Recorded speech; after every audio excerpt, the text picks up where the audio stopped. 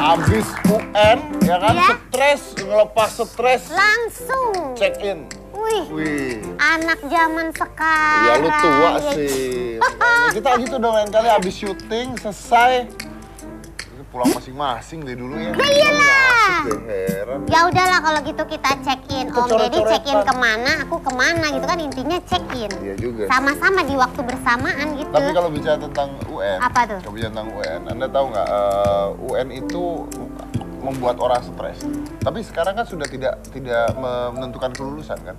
Jadi masa sih? Udah enggak, sekarang udah menentukan kelulusan. Jadi mau nilainya berapa yang nggak lulus menentukan aja? kelulusan, jadi nilainya itu digabungkan bareng-bareng. Bukan hanya UN, jadi UN jelek pun bisa lulus. Oh gitu, pantas sampai ada yang bikini party.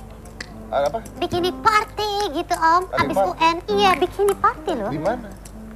Kok nanyanya di mana sih? Saya Pengen datang. Beneran Pengen ada? datang beneran. Iya. Oh iya, ada bikini Sampai party pakai- setelah UN. Iya. Pakai IO di hotel. Iya. Nah, terus ada invitation-nya juga. Terus sampai baru saja katanya Pak Ahok. Nah, Pak Ahok memberikan komen. Ini adalah The Media Hotel and Flowers Pool Area. Undangan buat pelajar SMA di Jakarta dan kasih untuk pesta bikini rayakan UN. Luar biasa. Keren banget. Luar biasa. Ini Mantap. UN lewat bikini party. Nah. Luar biasa. Lu mau kerja apa ya abis itu?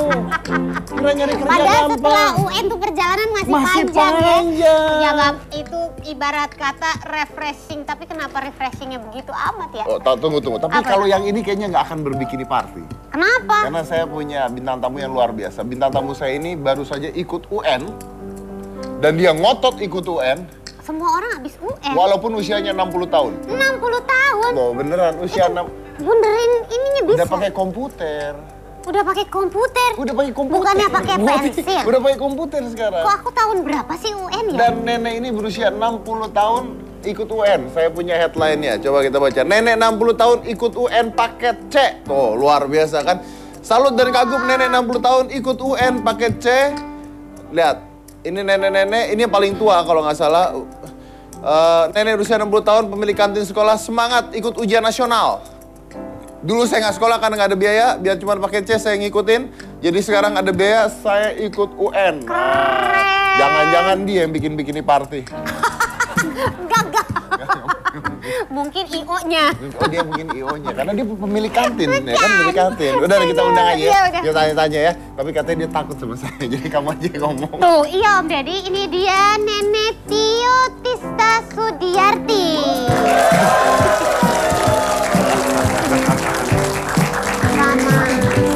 Apa kabar Ibu? Nah, luar biasa. Silakan Bu, di sini jangan takut saya nggak. Sini Bu, Bu sini Bu. Duduknya minggir banget. Takut bajunya hitam. Kenapa Bu takut sama saya? Bajunya hitam. Bener Bu, bajunya hitam takut. Tadi di ruang make up udah ngobrol, aku tuh selalu nonton hitam putih, suka sama hitam putih. Tapi kok ya aku takut ya sama Mas Deddy. Saya pakai putih-putih dipikir pocong. Bohong. Oh, bohong. Ibu katanya udah punya anak 5? Iya, anak saya tiri 2, anak saya melahirkan 3. Udah punya cucu? Sudah. Punya cucu berapa? Yang pertama anaknya 2, yang kedua juga anaknya 2, yang 3 anaknya 2. Berarti 6? Terus, enggak. Enggak. Cucunya 6, terus anak yang nomor 4, sekarang masih nyusun skripsi di Universitas Udayana, makanya sebenarnya pengen ikut. Tadi katanya bimbingan dari dosen, terus saya sudah di bandara, Ibu dosen pembimbing saya sudah ACC semua. Mungkin kalau tidak ada halangan bulan 5 ini wisuda. Oh wisuda? Oh. Anaknya mau wisuda? Nggih. Luar biasa ya. Semuanya kuliah loh Mas Deddy. 5 anak, 5-5-nya kuliah, tapi ibunya berusia 60 tahun baru saja ikut UN. Nah ini sebenarnya lucu loh. Ikut UN ini ikut paket C di Jembrana, Bali. Ya, itu tanggal 14 sampai 16 April 2015 kemarin. Beliau mengikuti UN. Pertanyaannya sederhana itu.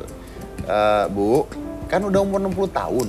Enggak, 56 saya. 56 tahun. Kelahiran tahun 59. Oke, udah umur 56 tahun. Anak sudah 5. Ya kan? Semua udah kuliah. Ibu ngapain lagi ikut UN? Saya cuman motivasi saya cuman ingin ngasah otak saya yang sudah seumur ini. Saya sebenarnya dari dulu memang pengen sekolah tapi tidak kesampaian. Karena orang tua saya juga, ya gitulah orang tua dulu.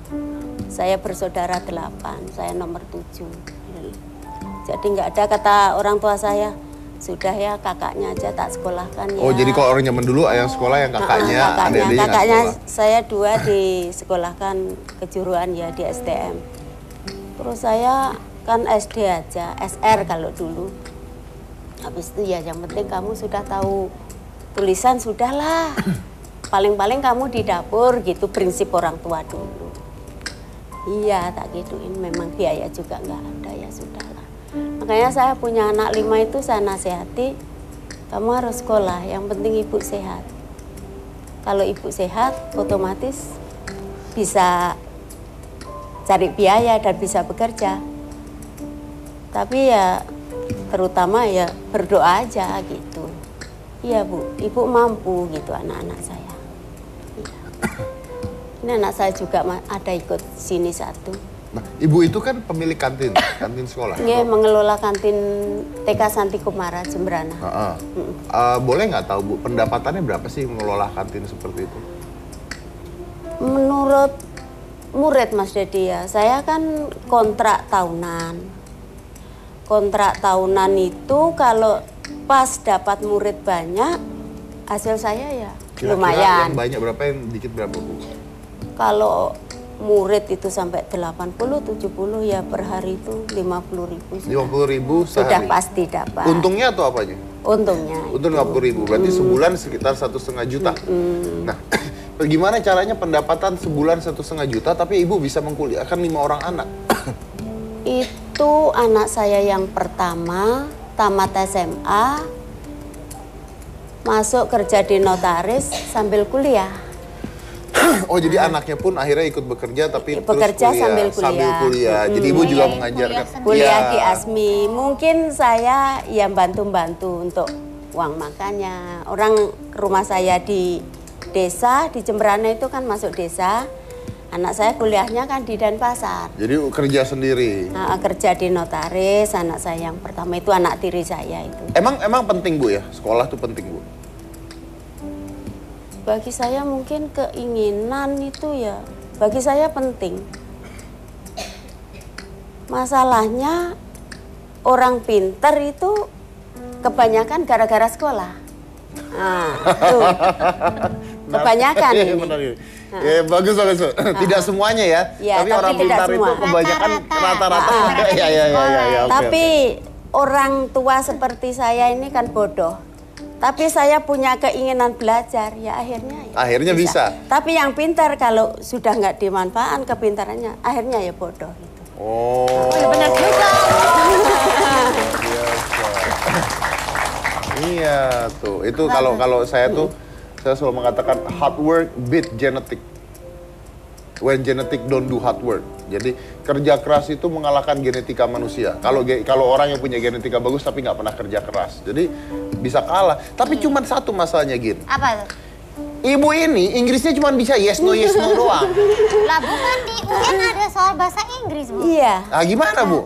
Saya waktu itu pas ujian bahasa Inggris, orang baca aja saya itu tulisan ini terus bacaannya ini memang kurang paham. Saya itu sudah disorot sama kamera, tidak tahu sangke pusingnya saya. Gimana ini? Gimana itu? Terus ada pengawas, saya berani tanya. Pak, gimana? Kerjakan sendiri. Ya sudah. Pengawasnya bilang gitu? Kerjakan sendiri. Kamu harus ngerjakan sendiri. Ibu nggak bilang anak durhaka. Pengawasnya lebih tua dari ibu apa lebih muda? Enggak, muda baru punya anak 1. Tuh kan. Oh, Ya dasar maaf ini saya nyebut namanya Bapak Ketut Udara. Langsung terkenal hari ini Bapak. Nah, itu memang guru STM. Memang guru. Oh, tapi itu STM. menarik ya kerjakan itu sendiri, yang artinya tidak. yang ngadakan program kejar paket itu ya Pak Ketut Oh, Kudaro luar itu biasa. sama istrinya. Salam Pak Ketut Kudaro sama Bu Yati istrinya. Itu saya sangat berterima kasih. Dan kerjakan sendiri artinya ya memang kemampuan sendiri. Nah, tapi gimana kan nggak bisa yes no-nya gimana? Cuman saya tanya juga siapa yang ditanya, ini orang bangkunya satu-satu. Terus apa kalau tak urek ini apa kira benar, tak urek ini apa kira benar. Ya namanya kepepet, saya sudah stres. Ya ada yang satu tak urek C, ada yang satu tak urek E gitu. Ucap cipcu. Itu saya memang tidak tahu, tapi kalau yang lain-lain kayak bahasa Indonesia itu ya sedikitnya itu. Yang paling susah apa, Bu? Susahnya matematika. Matematika.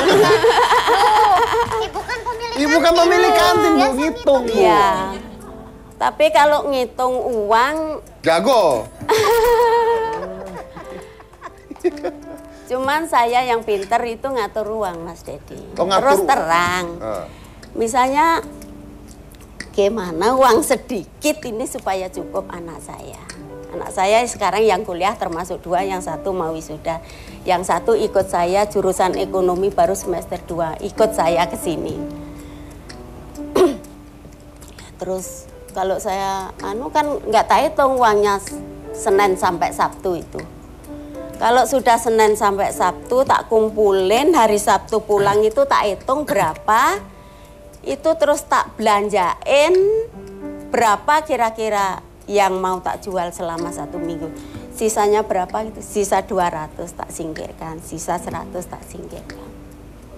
Dan untuk bayar listrik saya terus terang, kulkas saya tak kasih kantong, tiap hari tak cemplungin uang 2.000 untuk bayar listrik per bulan.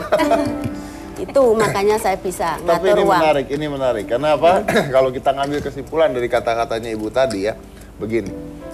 Menghitung uang itu diajarin di sekolah, tapi mengatur uang, cuman hidup yang bisa ngajarin, ya kan? Sekolah hanya mengajar menghitung uang, ya kan? Uang segini kurang segini tambah segini, tapi mengatur uang, Betul, iya ya, si Adi punya uang 2.000, dapat dari ibunya 2.000, berapakah berapakah total? jumlahnya? Iya, tapi tidak pernah ditanya, harus diapakan uang itu, nggak pernah ditanya di sekolah. Iya. Nah, jadi itu belajar dari hidup, mengatur uang itu belajar dari hidup. Dan ini ada anaknya katanya. Ada. Ya, mana tadi?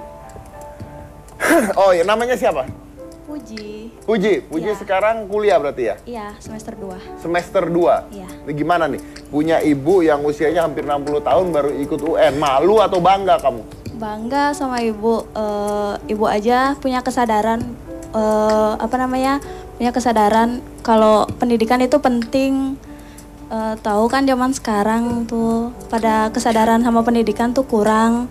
Tapi ibu punya niat, walaupun udah tua, umurnya udah 56, tapi ibu punya semangat buat ikut UN. Oh, jadi bangga ya? Iya. Jadi biar Pujinya juga makin semangat kuliahnya ya. Ngelihat ibu, malu dong kalau ibu aja semangat ya. Iya. Tapi saya mau tanya nih, kan ibu katanya penghasilannya hanya dari kantin tuh, ya kan, dan pinter ngatur uang. Nah, kamu sekeluarga gimana? Anaknya banyak dengan penghasilan seperti itu cukup? Cukup belajar hemat dari sekarang ya. Belajar hemat dari sekarang? Iya. Apa Belajar Puji hemat. itu juga kerja juga enggak? Kalau Puji nggak kerja, tapi kalau kakak kuliah sambil kerja. Kuliah sambil kerja? Iya. Oke. Di Bimbel Primakama, anak saya yang mau wisuda. Yang mau wisuda. Nah, kalau kamu sekarang kuliah ambil apa? Ekonomi. Ekonomi. Iya. Nah, itu gimana? Setiap hari dikasih uang sama ibu? Akuntansi. Kalau uang biasanya Puji naik Sarbagita, kayak bis. Kalau di sini busway gitu, Puji 2,5 gitu setiap hari 5.000 gitu, hemat-hematin aja. Hemat-hematin? Iya. Bisa gitu? Bisa. Soalnya ibu pernah pesan sama Puji, kamu fokus kuliah aja dulu gitu. Jangan kalau pikir masalah uang, ibu aja yang mikir gitu. Wah, luar biasa nih. Luar biasa. Bukan anak wanita. Tadi orang tua ibu bilang, paling nanti nikah tuh urusan dapur, nggak gitu, Bu? Oh, kalau itu tidak. Saya kenapa saya mengharuskan anak sekolah? Orang 5 itu cewek semua. 5 tuh cewek semua? Saya kenapa saya mengharuskan sekolah? Kalau ibu masih sehat, kamu harus sekolah. Kenapa? Masalahnya ibu tidak kuat, orang tua ibu nggak bisa menyekolahkan. Jadi selama ibu masih sehat, kamu masih sekolah. Jadi anak itu asal nodong atau nelpon, ibu bayar buku loh bu, 300 misalnya, 400 gitu. Sama uang ini bayar ini loh bu. Iya, tak bilang iya aja. Padahal uang sepeser kadang nggak ada di rumah. Loh, lalu Iya, gimana, Bu? iya gitu. Terus gini, kapan terakhir bayar Nduk? Saya manggil Nduk, asli saya orang Jawa memang tapi tinggal di Bali. Kapan terakhir bayar Nduk? Tanggal sekian Bu. Iya. Jadi otomatis uang dagangan itu tak setorkan. Nggak jadi belanja saya. Loh, terus kenapa nggak jadi belanja? Masalahnya langganan saya dagang-dagangan itu bisa saya bon itu sementara. Kalau anak perlu, saya berat anak. Saya biar malu kurang belanja itu. Dek, ini ada uang sekian. Ini anak saya dadak minta uang. Kurang ya? Oh gampang aja Bu Nduk. Saya dipanggil Bu Nduk di sana. Gitu. Ya dah, nggak apa-apa. Mungkin itu juga modal kejujuran. Modal kejujuran. Luar biasa, benar. Harus bangga punya ibu seperti ini ya.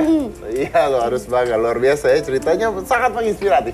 Nah, tapi masalahnya adalah saya belum nanya nih. Kalau UN selesai itu semua jadi apa, mau ngapain? Apakah terus mau ngelamar kerja atau jadi SPG kan kita nggak tahu. Kenapa aja? Kali mau nyusul anaknya kuliah Ya juga. siapa tahu, makanya saya mau tanya mau jadi apa setelah itu. Tapi nanti, karena ada masalah baru, karena ternyata UN juga mengalami kebocoran yang luar biasa. Dan kebocorannya bahkan keluar di internet dan ada seorang anak yang berani membeberkan hal tersebut bahwa UN bocor. Jadi masalahnya, UN ini kapan beresnya di Indonesia? Setelah yang satu ini. Jangan mana-mana, tetap di Hitam Putih.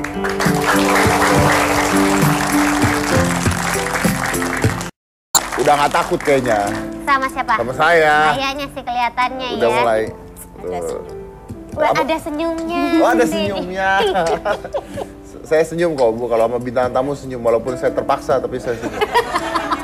Wah, nanti kena kualat. Oh iya betul, nggak Sama boleh. lebih tua loh.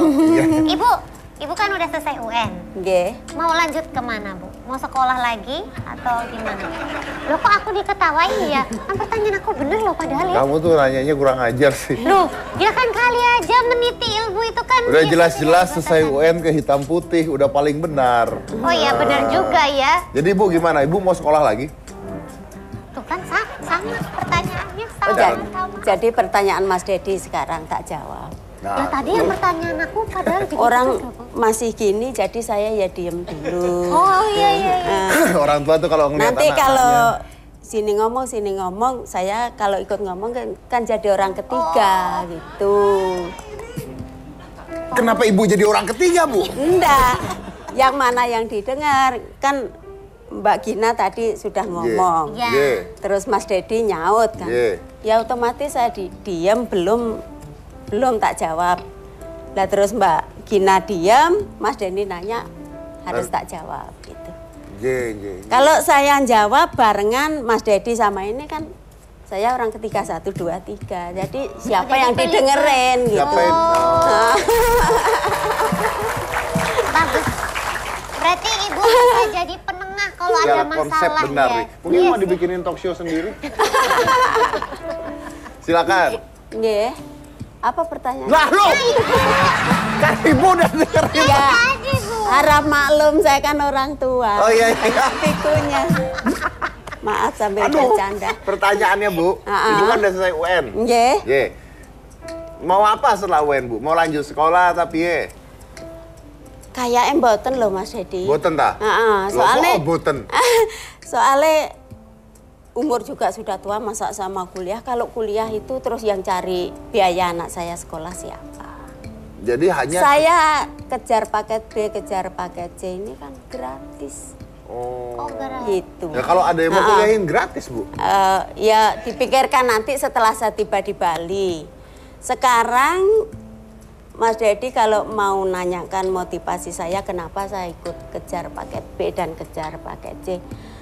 Sebenarnya saya di samping ngasah otak saya, hanya ngasih spirit aja sama yang muda-muda. Kan kebanyakan orang belum tamat SMA, kadang masih SMP. Gagal kan banyak masalah. Ada yang kecelakaan, ada yang gini gitu, otomatis gagal. Ya kecelakaan apapun. Misalnya kecelakaan sepeda motor kan sikilnya buntung, nggak bisa sekolah. Kalau kecelakaan tekdung juga nggak juari sekolah. Oh. Tekdung apa, Bu? Tanya ibu-ibu aja. Ya itu cuma motivasinya cuman mendukung anak-anak. Ibu asalnya bukan dari Bali berarti, Bu ya? Enggak, saya Banyuwangi. Kenapa pindah ke Bali, Bu? Ngikuti suami saya orang Bali. Oh, suami orang Bali. Masih ada, Bu ya? Sudah 2001 meninggal. Tahun 2001 meninggal. Berarti sendiri setelah Jadi itu. saya ditinggali anak saya itu masih TK kecil. Wah. Saya nggak ditinggali harta, ditinggali anak. Tapi lebih berharga. Lebih berharga. Lebih baik. Mungkin anaknya mau dijual aja, Bu, gimana? Jangan Mas, kalau sudah dia pinter, bekerja, nggak usah dibeli, diminta tak kasih. Oke. Bicara tentang UN, kita tahu kemarin tadi saya udah bicara tentang kebocoran dari soal UN itu sendiri. Dan ada anak yang berani melaporkan kebocoran itu. Ya, biasanya kalau orang laporin itu langsung jadi kambing hitam ya. Wow, kamu gini. Tapi harus ada orang yang berani untuk melakukan sesuatu pastinya. Emang dia benar-benar nggak nyontek ya? Makanya kita pengen lihat. Nah, coba kita lihat aja berikut ini. Nyali tebal Muhammad Syafiq Wismadi layak diacungi jempol. Siswa sebuah SMA di Yogyakarta ini melaporkan perihal kebocoran soal ujian nasional kepada Universitas Gadjah Mada via surat elektronik. Ulah Syafiq banyak dikecam, teror pun ia dapat. Namun banyak pula pihak yang menyokong laporan Syafiq ini. Lembaga sekelas Komisi Pemberantasan Korupsi pun memberikan penghargaan kepada Syafiq. Kejujuran memang sepertinya sudah menjadi barang langka di negeri ini.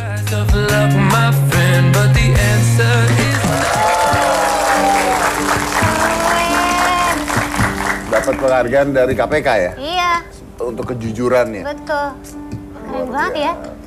Itulah dia makanya. Tapi ya kadang-kadang sulit ya. Memang yang jujur kadang-kadang belum tentu selamat gitu kan?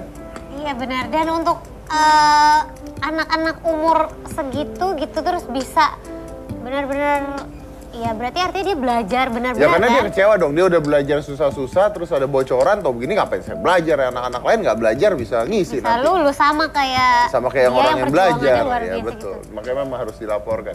Tapi kita juga saya mau coba nih, saya mau nelpon Kemendikbud langsung tanya. Jadi ini adalah Profesor Nizam, Kapuspen Kemendikbud. Halo? Halo, selamat malam Mas Didi. Selamat malam Pak, apa kabar Pak?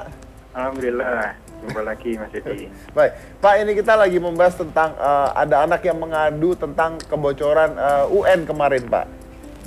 Iya, pertama saya apresiasi dan ya, memberikan selamat ini anak-anak kita ternyata masih juga ada yang berintegritas tinggi. Seperti slogannya UN itu kan jujur dan berprestasi. Saya rasa ini anak ini betul-betul mencerminkan hasil dari ujian nasional. Semuanya juga diikuti gitu ya. Jadi kita sangat bangga dengan anak-anak semacam ini. Ya, ini setahu saya dia dapat bocoran lewat email ya Pak ya? Bukan dari email, itu dari Google Drive. Dari Google Drive? Ya, berarti dari internet ya Pak ya? Betul. Apakah sudah ketahuan Pak bagaimana bisa terjadi pembocoran ini Pak? Siapa yang bertanggung jawab gitu Pak? Iya, betul sekali. Jadi gini Mas, ceritanya waktu hari pertama ujian nasional itu kami mendapat informasi dari sosial media kalau ada soal ujian nasional yang diunggah ke internet gitu, ke Google Drive dan bisa diakses oleh publik. Langsung hari pertama itu saya cek ke Puspendik apa betul itu file soal ujian nasional. Karena kalau dari Puspendik kan kita selalu memberikan soal ke percetakan itu dalam bentuk hard copy gitu, jadi nggak ada yang bentuk file. Nah betul ternyata itu soal ujian nasional untuk satu provinsi Nah, kemudian kita juga tahu siapa yang mencetak soal tersebut, sehingga kita bisa langsung melaporkan ke Bareskrim. Jadi hari pertama itu juga kita lapor ke Bareskrim, dan itu juga Pak Menteri berkoordinasi dengan Menkominfo untuk bisa memblokir situs tersebut. Karena ini ada di Google Incorporated ya, maka Pak Menteri kemudian juga melapor ke Google Incorporated untuk bisa ditutup itu lamanya. Betul. Pak, artinya sudah ketahuan pelakunya ya Pak ya? Betul, jadi dari file yang diunggah itu kan kita bisa tahu siapa yang membuat file. Jadi di situ ada nama-namanya, tanggal-tanggalnya, dan itu secara kronologis bisa kita ketahui karena kita menyerahkan master soal percetakan itu tanggal 27 Februari. Pak, maaf, suaranya bisa agak keras Pak karena tidak terdengar di studio. Oke, jadi dari file itu kan kita bisa melihat metadatanya ya Mas. Oh baik ya. Dari metadata itu kita ketahui siapa yang membuat file tersebut, kemudian siapa yang mengunggah, dan itu kebetulan cocok dengan nama-nama yang ada di suatu percetakan gitu. Oh, kalau saya boleh kita tahu langsung Pak. lapor ke Bareskrim. Kalau saya boleh tahu Pak, setelah ketahuan ini, mereka itu mengunggah ini keuntungannya apa? Kan nggak dijual ini Pak. Itu pertanyaannya Mas Dedi. Saya juga nggak habis pikir kok ada orang yang mau merusak kredibilitas ujian nasional dengan mengunggah file, dan mengunggahnya itu persis 2 hari menjelang ujian nasional gitu. Kalau itu mengunggahnya agak lebih awal, kita tahu kan bisa kita ganti soalnya. Berarti kan intinya adalah memang dilakukan sengaja hanya untuk merusak reputasi kan? Karena sebenarnya tidak ada keuntungan kalau diunggahnya ke internet. Iya, makanya itu. Wow. Kita nggak habis pikir ini. Luar biasa ya. Ada orang yang memang berbuat seperti itu hanya untuk senang-senangan aja merusak hal lain ya. Mungkin mikirnya mau membantu kali biar semuanya lulus dengan nilai bagus gitu. Oke, Pak. Ada satu lagi masalah, Pak. Masalahnya adalah bahwa UN zaman sekarang menggunakan sistem komputer. Iya. Padahal kita tahu tidak semua sekolah mensupport dengan fasilitas tersebut. Nah, ini gimana, Pak? Iya. Itu Mas Dedi, kita menghadapi banyak masalah ya, seperti kecurangan, kebocoran. Setiap tahun ada, kita sudah mengamankan setengah mati, tetap ada juga orang yang iseng dan mencari keuntungan. Oleh karena itu kita mencoba tahun ini itu menginisiasi, mempilotkan ujian nasional berbasis komputer. Jadi kalau kita ketahui hampir semua sekolah, terutama sekolah menengah atas, sekolah menengah kejuruan, sekolah menengah pertama itu kan punya lab komputer Mas. Iya. Nah itu kita manfaatkan komputer yang mungkin idle selama ini, itu kita manfaatkan untuk ujian. Nah bagaimana kalau jumlahnya nggak cukup, bisa bergantian. Nah tahun ini kita menggunakan rasio 1:3, jadi satu komputer untuk 3 anak. Oh, tapi ke depan bisa saja 1:5, 1:6 mungkin. Tapi bahkan bisa bergantian nanti dari anak-anak SMP ikut ujian di SMK kan bisa juga Mas. Oke, berarti nanti bisa aja terjadi harus kerjasama dengan warnet juga bisa kali Pak ya, karena kan. Nah, kenapa ujiannya jadi di warnet? Loh, Kak, bagaimana dengan sekolah-sekolah yang di pedalaman yang tidak ada komputer sama sekali Pak? Nah itu kan Mas, kita mungkin mengira bahwa sekolah-sekolah kita itu masih tertinggal jauh gitu ya. Tapi ujian nasional berbasis komputer kemarin itu di Papua misalnya, itu secara persentase itu lebih tinggi yang menggunakan komputer dibandingkan dengan yang di Jakarta. Wow, berarti tidak ada masalah untuk semua sekolah nih Pak, sudah di riset ya Pak ya? Jadi tahun ini memang baru sekitar 2,5% dari seluruh siswa yang menggunakan komputer.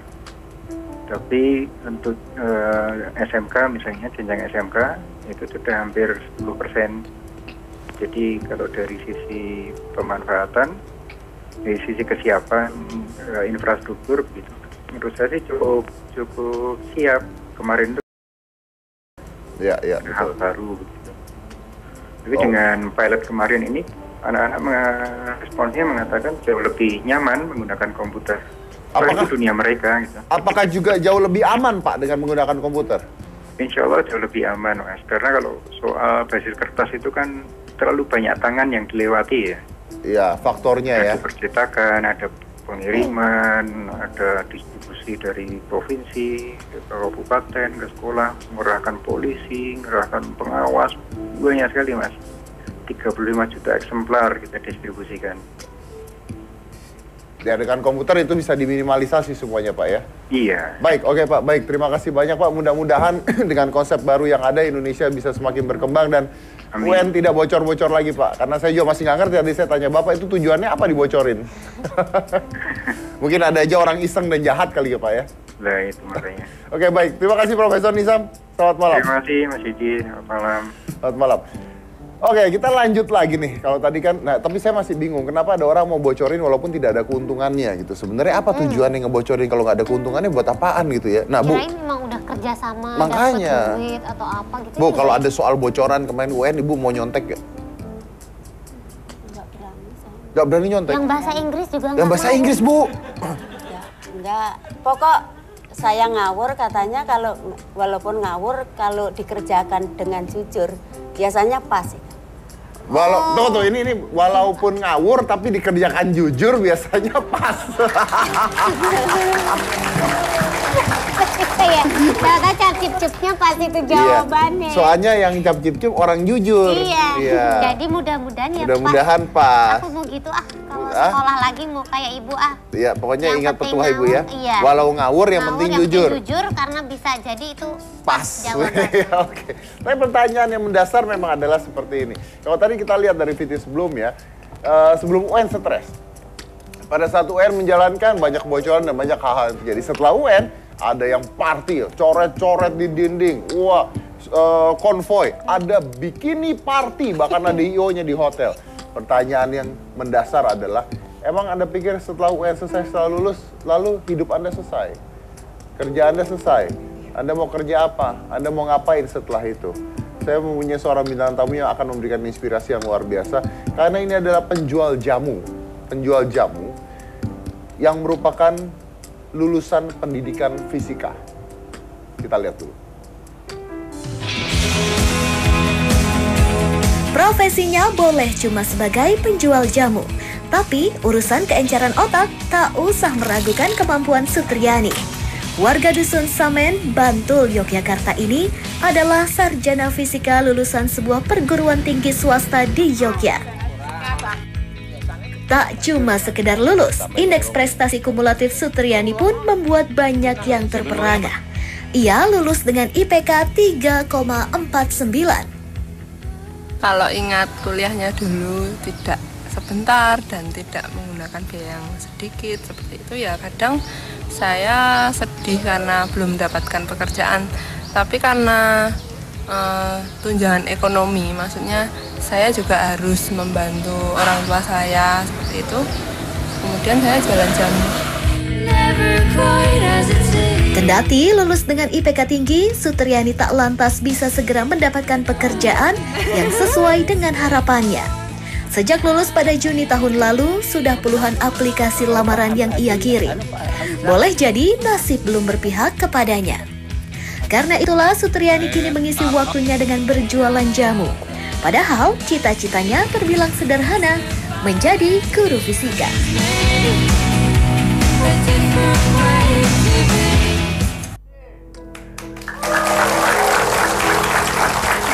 Langsung saja ini adalah Sutriani, seorang penjual jamu yang merupakan lulusan pendidikan fisika. Silakan.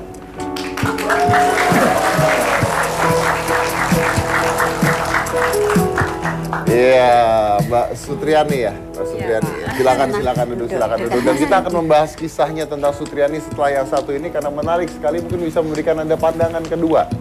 Sutriani adalah seorang wanita lulusan pendidikan fisika di Indonesia, tapi sampai detik ini belum mendapatkan pekerjaan apapun. Pertanyaannya adalah setelah Anda selesai kuliah atau setelah Anda selesai sekolah, Anda mau jadi apa? Setelah satu ini hanya di Hitam Putih.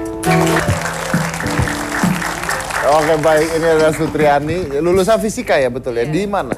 Di Universitas Sarjana Wiyata Taman Siswa, Oh, itu di Yogyakarta. Yogyakarta. Iya. Jadi Anda ini adalah sarjana ilmu fisika. Iya, pendidikan fisika. Pendidikan fisika. Belajar apa itu pendidikan fisika? Ilmu pasti. Ilmu pasti. Saya nggak ngerti. Kalau Anda belajar fisika, kalau kuliah fisika itu tujuannya untuk jadi apa ya? Ya, tentunya jadi guru fisika. Jadi Soalnya guru kan fisika? Pendidikan fisika, iya. Oh, karena pendidikan fisika, berarti tujuannya targetnya adalah menjadi guru fisika. Iya. Anda sekarang menjual jamu. Iya. Kenapa nggak jadi guru fisika? Ya karena saya kuliah itu kan juga perjuangan saya seperti itu. Tapi ketika perjuangan saya itu belum membuahkan hasil, maka saya berjuang dengan cara yang lain, yaitu dengan jualan jamu untuk mencapai taraf hidup yang lebih baik tentunya. Benar, tapi kenapa tidak menjadi guru? Ya karena saya melamar juga belum diterima. Berapa Tidak kali ada ngelamar? channel. Berapa ya Pak? Banyak, 3 kalian lebih. Ke sekolah-sekolah? Ya, ada yang ke sekolah, ke instansi pemerintah. Anda ngelamar sebagai? Ya, sebagai honorer, juga sebagai waktu di rumah sakit tuh karyawan, seperti itu. Ngelamar sebagai karyawan di rumah sakit? Ya, Tidak diterima juga? tidak. Cuma cadangan. Sudah 5 kali tes, tinggal yang 5 terakhir. kali tes? Tinggal wawancara itu, saya gagal. Gagalnya karena apa, boleh tahu? Saya sendiri kurang tahu, karena saingan saya itu tidak ikut tes 1 kali tapi lolos, terus saya ikut terus tapi cuma cadangan, ya seperti itulah. Jadi ada yang tidak ikut tes tapi lolos? Iya. Ada kong kali kong. Cap cucu. Kamu yang mungkin kan zaman sekarang Om Deddy suka ada mungkin titipan. Oh, berarti Atau kalau bisa misalnya memang ada bayar. titipan, berarti quotes dari Ibu tadi batal ya?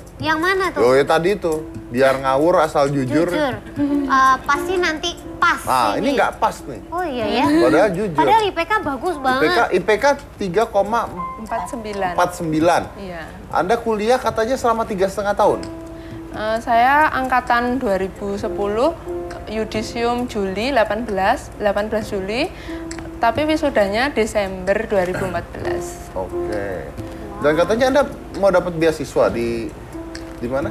UNY. Universitas? Dulu pas SMK, lulus SMK, dapat beasiswa ke UNY. Ke UNY. Nah, kenapa enggak? Tapi karena saya tidak punya uang, Kan beasiswa. tapi ada uang awalnya, Pak. Oh, beasiswa ada uangnya juga ya? Iya. Uang Terus? apa itu, Mbak?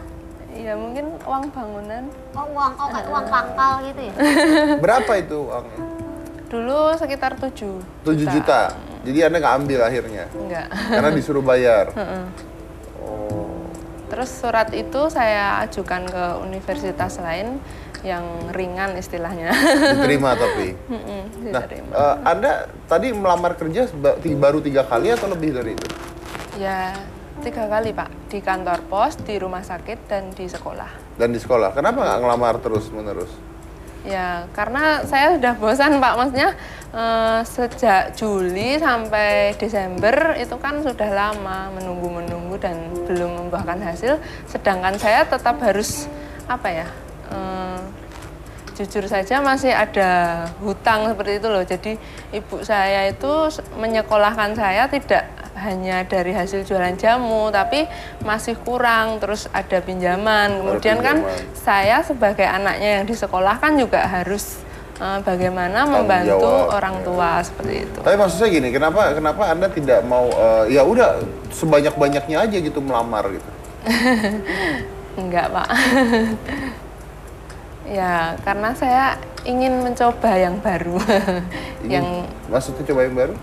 Ya, kalau sarjana itu kan harus bekerja di instansi seperti itu. Coba kalau berdagang, maksudnya ibu saya saja dengan jualan jamu bisa menyekolahkan saya seperti itu loh. Jadi terus saya berpikir untuk ikut jualan jamu. Tapi kalau ada kerjaan yang terima, kamu nggak mau nanti? Mau. Mau. Kenapa nggak mencoba dari, kan jurusannya fisika, Iya. jadi guru les privat fisika kali gitu, Mbak? Ya sudah, dari jadi mahasiswa dulu saya juga udah? ngeles. Sampai sekarang? Masih, sampai sekarang. Oh, jadi Kalau jualan malam. jamu plus Les. ngajar les itu. Iya. Saya mau tanya nih, emang nyari kerja susah ya? Susah. Iya. Anda datang, lamar, biasanya ditolaknya karena apa? Kurang tahu, Pak. Pokoknya tidak diterima gitu. Mungkin tidak ada channel, maksudnya tidak ada yang membawa seperti itu. Kalau sekarang kan menurut Emang saya masih jalan begitu tuh channel-channelan, kenalan itu? iya, Pak. Maksudnya nilai bagus itu tidak menjamin untuk mendapatkan pekerjaan. Mungkin saja dia yang nilainya rendah, tapi dia punya kenalan orang dalam, malah lebih cepat masuknya. Malah lebih cepat masuknya. Wah, ini adil apa nggak adil ya kalau begitu? bisa jadi orang-orang mikir ya udah nggak usah sekolah tinggi-tinggi lah, nilai nggak penting. Iya, saya Itu sering gimana tuh? sakit hatinya di situ loh. Emang Anda lihat sendiri itu, hal itu terjadi? Ya di rumah sakit itu kan realita Pak. Maksudnya Gimana tuh? secara online saya 5 kali tes, kemudian tinggal 1 kali cadangan. Sedangkan saingan saya itu 1 kali tapi dia bisa masuk. Itu kan di ketentuan sudah jelas ya Pak. Maksudnya yang tidak ikut tes itu gugur, tapi kenyataannya tidak. Itu yang membuat kecewa. Luar biasa. Wah, ya itu dia. Makanya saya berkali-kali nih kan ya gini ya. Kita suka ngobrol ya bahwa kalau Anda selesai kuliah tuh, kalau mungkin zaman dulu ya orang tua Anda akan mengatakan, yuk sekolah setinggi-tingginya ya sampai kuliah, lulus kuliah tuh harus gitu. Zaman dulu sekali orang tua mengatakan nggak perlu kuliah lah kalau wanita tuh ya, yang penting ntar udah besar juga nikah diambil sama suami udah. Itu zaman dulu sekali. Ya kalau pria ya udah sekolah aja biasa aja. Setelah itu kita masuk ke zaman di mana orang tua mengerti tentang sekolah itu penting. Maka orang-orang tua akan mengatakan, oh harus sekolah, harus selesai kuliah, ya harus selesai, harus ambil S1, menjadi penting. Itu yang dilakukan orang tua. Tapi kita harus berpikir ke depan. Mungkin orang-orang tua sekarang harus berpikir, tunggu dulu. Yang selalu saya katakan, setelah Anda selesai S1 atau S2 atau S3 atau apapun itu ya, Anda selesai S1, coba Anda bayangkan nanti 4 tahun lagi, yang selesai S1 ada berapa banyak ya? Yang selesai S1 itu jumlahnya jutaan, sedangkan lapangan pekerjaannya tidak bertambah. Jadi ingat, kuenya semakin dikit, tapi yang makan semakin banyak. Jadi potongannya akan semakin dikit. Jadi Anda sudah harus berpikir, selain pelajaran-pelajaran di sekolah, atau selain kuliah dan sebagainya, Anda bisa apa yang lainnya. Disitulah makanya masuk keahlian-keahlian lain. Karena orang-orang dengan keahlian-keahlian berbeda-beda, itu memiliki kesempatan yang lebih tinggi. Contohnya gini, orang yang bisa berbahasa Inggris dengan orang yang tidak berbahasa Inggris, kesempatannya lebih tinggi orang yang bisa berbahasa Inggris. Orang yang bisa berbahasa Mandarin contohnya, kesempatannya lebih tinggi lagi. Dan Anda bisa masak contohnya, kesempatannya naik lagi. Jadi keahlian-keahlian itu menambah nilai bagi diri Anda. Termasuk teman yang bekerja di satu tempat, Anda kenal temannya itu koneksi juga penting. Jadi tidak hanya sekolah, karena dengan sekolah saja tidak menjamin masa depan Anda. Tidak akan menjamin masa depan Anda sama sekali. Nah, Ibu, ngantuk Bu kayaknya. Gimana Bu kalau ngeliat nih, pendidikan tinggi, selesai kuliah, tapi nggak ada kerja Bu? Itu bagi saya mungkin loh ini nasib baik belum berpihak sama Dek Sutriani. Jadi harusnya gimana?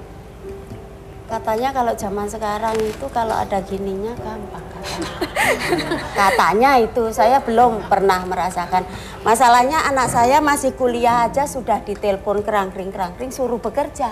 Wow. Nah itulah, itu makanya mungkin nasib baik belum berpihak gitu aja. Oke, jadi tidak boleh berhenti mencoba intinya ya. Makanya anak saya minta doanya Mas Dedi juga, Bu. Kalau saya sudah wisuda ini, saya kan sudah punya pekerjaan walaupun toh itu nggak seberapa gajinya, tapi sudah cukup. Gimana kalau saya meneruskan S2-nya, Bu? Mampu, Ibu? Memangnya kamu mampu otakmu dan kuat tenagamu bekerja sambil. Iya, Bu, doakan aja. Jadi anak Ibu mau dilanjutkan sampai? Meneruskan S2-nya. Luar biasa. Kita akan lanjut lagi saya satu ini kalau gitu. Jangan mana-mana, tetap di Hitam Putih. Kamu mau nanya kamu? Nanya dong. Mau. Nanya. Mbak Sutriani, jadi kira-kira mau sampai kapan jualan jamunya? Ya, tidak ada batasan waktu. Maksudnya saya malah berpikir untuk mengembangkan jamu ini. Oh, jadi pengusaha. Mengembangkan bisnis jamu. Iya. Itu menarik loh, jamu dengan ilmu fisika dikembangkan sih kan, siapa tahu kan Iya, benar. jamu meletup-letup gitu. Atau jamu melawan Campur. gravitasi. Nah, campur dengan kimia apa gitu kan. Untuk mengobati ayan, belum ada loh. Bisa jadi besar loh. Sekarang banyak orang cendol aja bisa cendol Cendol yang ala-ala kayak minuman-minuman dari Thailand Iya, gitu kayak kan. gitu. Nah, Iya, sekarang benar-benar. mungkin jamu bisa dikembangkan jadi Biar jamu nggak modern, mainstream, ya iya, kan. iya. Jamu anti pahit.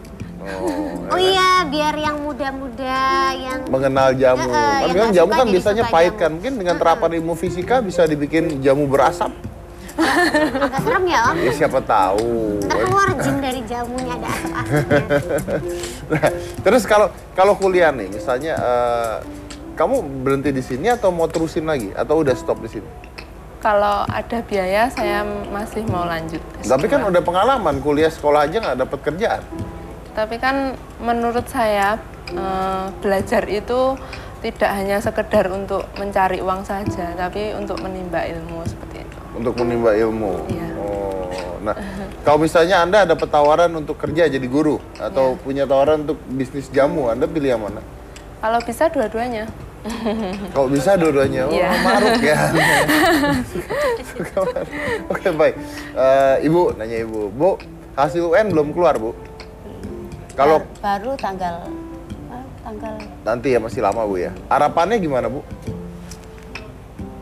harapan Nilainya? Oh, nilai harapannya walaupun saya ngawur, saya kerjakan dengan jujur kayak tadi itu. Mudah-mudahan bagus. Mudah-mudahan bagus.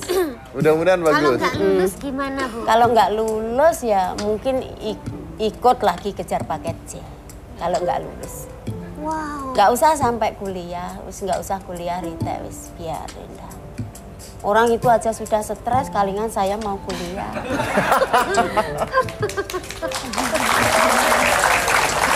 Itu aja udah stres, gimana mau kuliah lagi gitu ya. Oke, tapi menarik ini ya. Ibu ini mengajarkan bahwa kita tuh apa ya, yang namanya cita-cita itu tidak melihat umur ternyata, ya kan? Cita-cita itu tidak melihat umur sama sekali. Jadi kalau misal ada orang sukses yang suksesnya baru usia tua, ada, ya kan? Asal Anda tidak pernah berhenti mencoba. Karena sukses tidak melihat umur loh. Ada orang baru suksesnya tua, ada orang muda sudah sukses. Kalau Anda berhenti, baru Anda selesai di sana. Ya, gagal itu tidak menyelesaikan segala sesuatu, tapi menyerahlah yang menyelesaikan segala sesuatu. Jadi gagal tidak apa-apa, menyerah yang jadi masalah. Anyway, sebelum saya lanjut, saya mau kasih promo dulu bahwa kita akan ke kampus. Jadi nanti tanggal 30 ya. Tanggal 30 saya dan saya sendiri sih, Gina nggak Aku usah. ikut. Aku mau ngeceng. Iya, pokoknya kita akan ke kampus. Jadi tanggal 30 dan kita punya, kita mau terus-terusan nih. Mudah-mudahan bisa ya. Mudah-mudahan bisa ada jadwal tepat untuk Hitam Putih Goes to Campus. This is Hitam Putih Goes to Campus. Kalau yang gue suka dari Hitam Putih itu suka ngundang gestarnya keren. Terus acaranya tuh nggak kaku gitu deh. Banyak informasi seru aja dari acara itu. Kita ada selingannya, nggak cuma ngomong-ngomong aja, tapi bisa seru, ada beatboxnya. Itu kan acaranya beda jadinya. Seru, Keren sih acaranya. serius, tapi lucu.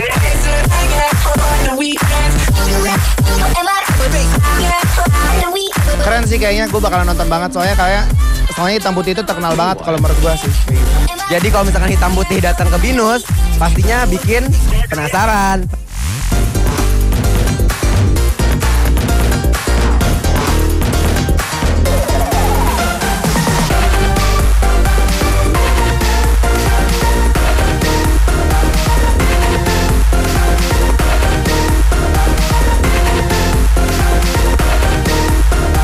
You are invited. You are invited. You are invited.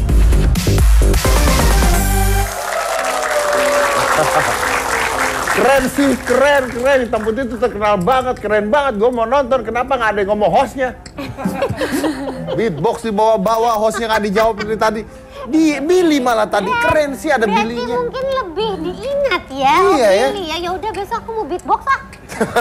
Tapi anyway, we gonna go to your campus, oke? Jadi wait for us there ya.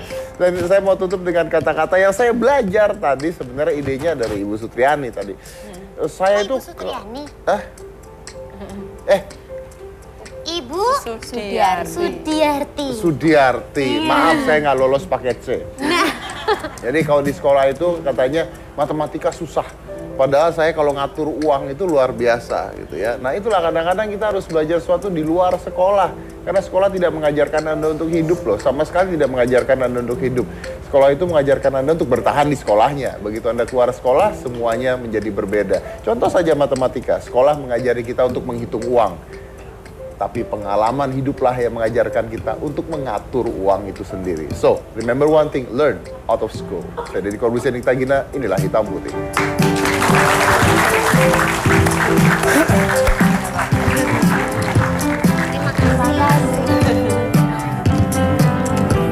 Ikut kampus.